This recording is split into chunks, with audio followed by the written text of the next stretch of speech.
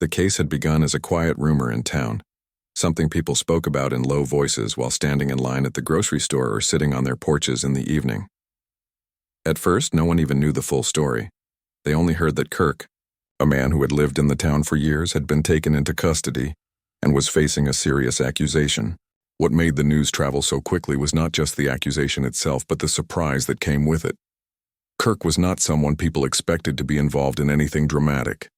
He was a calm, private person, known mostly for fixing cars at the small garage near the old train tracks. For years, Kirk had worked at that garage. He showed up early every morning, drank his usual cup of coffee from a chipped blue mug, and quietly repaired engines. He never tried to be the center of attention. In fact, he often avoided it. If someone spoke to him, he replied kindly, but he kept conversations short. He seemed like the kind of person who did not want any trouble and did not give trouble to others. That was why people in town found it so surprising when his name appeared on the news. Reporters began arriving before anyone knew what to think. Vans with large antennas parked in front of the courthouse. Cameras turned toward every person walking by. The town that was usually peaceful and slow suddenly felt like it had become a stage, and the case had turned into a story the whole region wanted to follow. Events that had previously felt quiet and ordinary now felt heavy, as though the air was carrying something no one could quite explain. Kirk's house was a small one-story place with white paint that had begun to fade in the summer sun. Neighbors said they rarely saw anyone visit him. Some thought he preferred solitude. Others believed he simply didn't know how to let people in. Either way, when the police car had stopped in front of his home on the morning of his arrest, no one had understood what was happening. People, peeked from behind curtains, whispered to one another and tried to make sense of it. They wondered if there had been some mistake. They wondered if someone who looked like Kirk had done something, and Kirk was just in the wrong place at the wrong time. Once the news spread, the town changed. It became impossible to walk into any cafe, bakery, or bus stop without hearing people discuss the case. Everyone had an opinion, even if they barely knew Kirk. Some believed that quiet people often hid secrets. Others believed quiet people simply wanted peace. The conversations did not stay gentle for long, however. The more people talked, the more divided they became. The courthouse itself stood in the center of town, an old brick building with wide steps and tall windows. It had seen many cases throughout the years, but none had brought this much attention. Every day, people gathered outside, hoping they would catch sight of something important. Some showed up only to say they had been there. Others came because they hoped to understand the truth about Kirk. A few others came simply because they were curious, and curiosity spreads quickly. Inside the courthouse, the rooms were crowded. Reporters typed quickly on laptops. Artists sketched Kirk's face for newspapers. Microphones stood like waiting mouths near the courtroom doors. Everyone wanted to capture every detail. They wanted to be the first to report something new. The trial had not even begun yet, but it felt as though the town was holding its breath, waiting for something that could change everything. Kirk sat quietly each day, surrounded by the weight of the accusation. His eyes did not reveal much. He looked neither angry nor afraid. He looked like someone trying very hard to remain steady, even as his world shifted around him. His lawyer sat beside him, whispering advice, guiding him through each step. The lawyer was confident, the kind of person who spoke with clarity and believed that truth could be shown if one looked closely enough. Across the room sat the prosecution team. They spoke with certainty. They believed they had a strong case, and they presented themselves with calm assurance. They did not raise their voices. They did not rush. They moved with the confidence of people who felt they knew what happened and believed the evidence supported their claim. The judge watched everyone carefully. The judge had seen many cases before and understood how quickly a courtroom could change. People's emotions could shift. Words could create tension or ease it. It was the judge's job to make sure everything remained fair, clear, and within the rules of justice. As the first days of the trial approached, more and more townspeople tried to attend the sessions. Some of them had known Kirk only by sight, passing him at the grocery store or walking past him near the garage. Others had known him since he was a child. They remembered him as a quiet boy with dark hair, who spent more time working with tools than playing outside. These people struggled to understand how someone who had once seemed gentle could now be at the center of such a serious accusation. What unsettled the town most was not just the accusation itself, but the fact that it challenged everything they thought they knew about someone who lived among them. When someone from a faraway city faced trial, it was easier to make sense of. But when it was someone they saw every day, someone whose presence had blended into the background of everyday life, the situation felt personal. It made people look around and wonder how well they truly understood anyone at all. Despite all the attention, Kirk's story was still unclear. The newspapers repeated the same few details. The television reporters discussed the same known information each evening. Yet there was a feeling that something important was still hidden, waiting to be revealed. The town was full of whispers about motives and timelines, but no one yet knew what had really happened. They only knew that the upcoming days in court would be important. The case had already become something more than a trial. It had become a mirror for the town. Some people saw it as a lesson in not judging too quickly. Others saw it as a warning that people can surprise you. Many did not know what to think at all. They simply watched. They waited. They hoped the truth, whatever it was, would become clear. And in the midst of it all, Kirk sat quietly. His hands rested on the table in front of him. His expression did not reveal what he felt inside. The courthouse, the reporters, the whispers, the changing opinions of neighbors, everything continued around him like a storm passing over a single unmoving stone. No one could say how the trial would end. No one could predict what new information would come forward. But one thing was certain: the town would never forget this case. Whether Kirk was proven innocent or guilty, the memory of these days would remain. People would always remember the moment when ordinary life had paused, and everyone had waited to see what truth would rise to the surface. The courtroom was already filled when the second week of testimony began.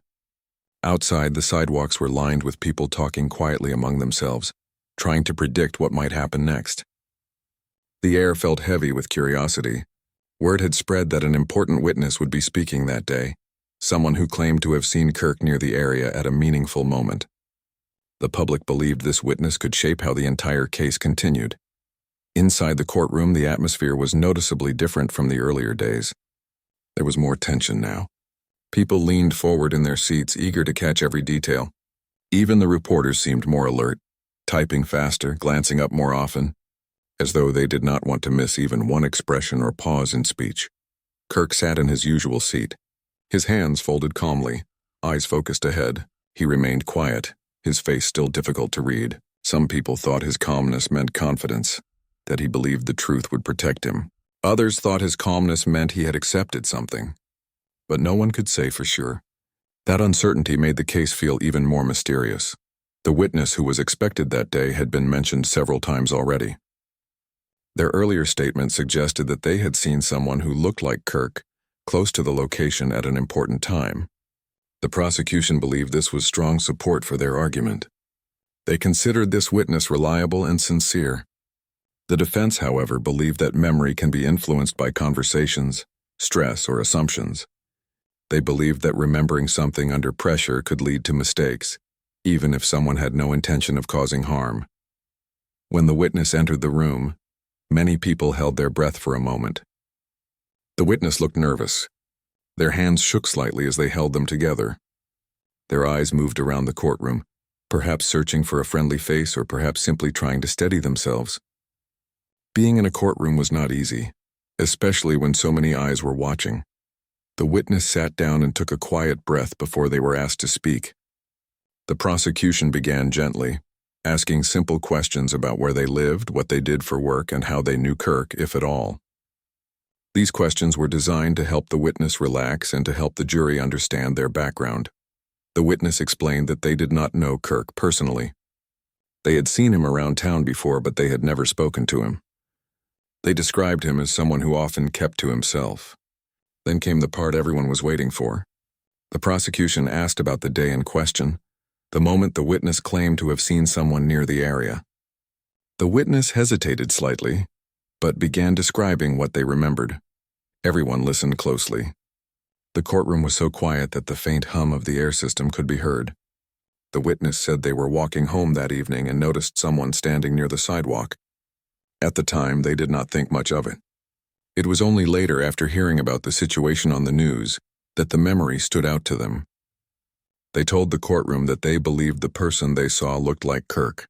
At first, the statement sounded confident, though spoken with some nervousness. The prosecution asked a few more questions and then concluded. Then came the moment the defense took the floor. The defense lawyer stood slowly, taking time to approach the questioning carefully. They spoke gently, not in a loud or confrontational voice. They thanked the witness for being present and acknowledged that speaking in court can be difficult. This helped the witness relax a little, though the nervousness in their eyes remained. The defense began by asking the witness about the situation of that day. Was it bright outside? Were there streetlights? Was there any reason the memory might be unclear? These questions were polite but purposeful. The witness admitted that it had been getting dark when they were walking. The defense nodded thoughtfully and then asked how much time had passed between the moment the witness saw the person and the moment they spoke to the authorities. The witness paused before answering. It had been several days. The defense did not react strongly. They simply nodded again and continued. They asked whether the witness had talked to anyone else about what they believed they saw before giving their official statement. The witness hesitated longer this time. They looked uncomfortable. Then they admitted they had spoken to someone they knew, someone who had encouraged them to think carefully and remember whether the person they saw looked like Kirk. The courtroom stirred softly with whispers, but the judge reminded everyone to stay silent. The witness continued speaking. They explained that their friend believed strongly in the news reports and had insisted that the person they saw must have been Kirk. The witness admitted that after hearing this repeatedly, they began to believe it as well. They had not intended to mislead anyone, but memory can be uncertain, especially when someone feels pressure to remember something clearly. This admission created a shift in the atmosphere. People in the courtroom leaned back, processing what they had just heard. The idea that the witness may have been influenced changed the meaning of their testimony. It did not mean the witness had spoken falsely on purpose. It only suggested that memory is not always simple, and sometimes what we remember is shaped by conversations rather than by what we truly saw. The defense gently asked the witness one final question. Can you say with full confidence that the person you saw that evening was Kirk, without any doubt and without any influence from another person's opinion? The witness's eyes filled with uncertainty. Their voice lowered. They said quietly, I cannot say with complete certainty. The courtroom filled with soft murmurs again. The judge asked for silence. The defense thanked the witness and returned to their seat. The witness looked relieved and exhausted, as though they had been carrying a heavy weight and had finally put it down. Kirk did not react outwardly. He remained as calm as he had been throughout the entire trial. But those who observed closely thought they saw his shoulders relax just slightly, as though he had been holding his breath for a long time. The prosecution tried to recover from the moment, but the effect of the witness's admission had already settled in the minds of the jury and the audience. It changed the direction of the discussion. It changed how the public spoke about the case outside the courthouse. It added doubt, and doubt can be powerful in a courtroom. That evening, the town was filled with new conversation. Some people felt sympathy for the witness, understanding that remembering something under pressure is difficult. Others believed this moment showed how easily an assumption could become a statement. People began to wonder whether the case was as simple as it had once seemed. The trial now held a new shape. The foundation of certainty had developed cracks, and once that happens, each new piece of information becomes even more important. Everyone waited to see what would happen next. The trial had already taken many surprising turns, but the day that followed the witness's uncertain statement felt different from all the others. People woke up early, not because they had somewhere to be, but because they wanted to be near the courthouse. They wanted to see what might happen next. The case had moved beyond simple curiosity. Now it felt like everyone was searching for the truth along with the lawyers, the judge, and the jury. Inside the courthouse, there was a quiet but steady energy. Reporters positioned their cameras carefully. Sketch artists prepared their pencils. Members of the public found their seats early so they would not miss any detail. The atmosphere was not loud. Instead, it was filled with anticipation. It felt like everyone was waiting for something important to be revealed. The defense team had hinted that new information had come forward. They had not explained what it was. They had simply requested time to review something they had recently received. The judge allowed it, understanding that new evidence could shape the case in meaningful ways. No one knew yet whether this evidence would support Kirk or challenge him further. Finally, the moment arrived. The defense requested permission to present the new material. The prosecution seemed surprised but kept their expression steady. They did not object at first. They wanted to hear what the defense believed was important. The defense lawyer stood up, holding a small folder and a calm expression. They spoke slowly, allowing every word to settle before continuing. The lawyer explained that someone had discovered a security camera recording from a bus depot located on the opposite side of town. The recording was taken around the same time that the earlier witness had described seeing someone near the scene. The footage had not been included in the original investigation because the camera was part of a system that sometimes archived data without being reviewed. It had only recently been found during a routine system check. When the lawyer explained this, the courtroom grew very quiet. Even the sound of pens writing slowed. A new recording meant new possibilities. It also meant new questions. The defense lawyer continued, saying that the recording appeared to show a person who looked similar to Kirk boarding a bus shortly before the situation in question took place. The recording did not show every detail clearly, but it showed enough to raise thought-provoking questions. The prosecution listened carefully. They did not interrupt. They did not show concern or relief. They remained thoughtful, waiting to see more. The judge considered the explanation and then allowed the defense to show the video. A screen was placed at the front of the courtroom. Lights were dimmed slightly so that everyone could see clearly. The video began to play. It showed the entrance of a bus depot. People were walking in and out, carrying bags, talking to one another, or simply waiting. It looked like any ordinary day. At first, there was no sign of anything unusual. Then, after a few seconds, a figure walked into the frame. The image was a bit blurry because the camera was placed high up, but the person had a familiar posture. Their clothing was simple and their movements calm. The crowd in the courtroom leaned forward slightly. The figure approached the bus door and stepped onto the bus. The defense paused the video at that moment. The courtroom remained silent. The defense explained that the timestamp on the recording matched a moment just before the time the prosecution believed Kirk had been somewhere else. If the person in the video truly was Kirk, then the timeline might not align the way it had been presented earlier. The prosecution then requested to see the video play again. The defense rewound it and played it once more. Once again, the figure appeared, walked forward, and boarded the bus. The image was still not perfectly clear. Cameras often captured general shapes and movements rather than faces in sharp detail, but the resemblance was strong enough to consider. The prosecution acknowledged the video but pointed out that resemblance alone was not proof. They explained that many people could share similar height, clothing style, or posture. They suggested that the jury should be careful not to jump to conclusions. They also noted that the video did not show the face clearly enough to confirm identity with absolute certainty. The defense acknowledged this point but reminded the courtroom that the trial was not about proving something beyond imagination. It was about understanding whether there was reasonable doubt. The defense argued that if someone who looked like Kirk was seen somewhere else at a meaningful time, the possibility of mistaken assumptions had to be considered. Experts were then called to the stand. The first expert was someone experienced in analyzing video footage. They explained how camera clarity can depend on lighting, distance, and motion. They also explained how similarities in body shape and movement can sometimes provide useful clues. This expert carefully studied the figure in the video and compared it with known images of Kirk. The expert did not rush. They spoke slowly, making sure the jury understood every part of the explanation. After examining the footage, the expert stated that while the video did not show the face clearly enough to confirm identity with complete certainty, there were details such as the way the figure held their shoulders, the pace of their steps, and the slight tilt of their head that were consistent with Kirk's usual movement. The expert made it clear that this did not confirm anything absolutely, but it suggested a strong resemblance. Next, the prosecution brought their own expert. This expert focused on how blurry images can create assumptions. They explained that when people expect to see a certain person, they may interpret unclear images in ways that match their expectations. The expert reminded the courtroom that caution was important. Two people could look similar from a distance. Even posture could be shared by more than one person.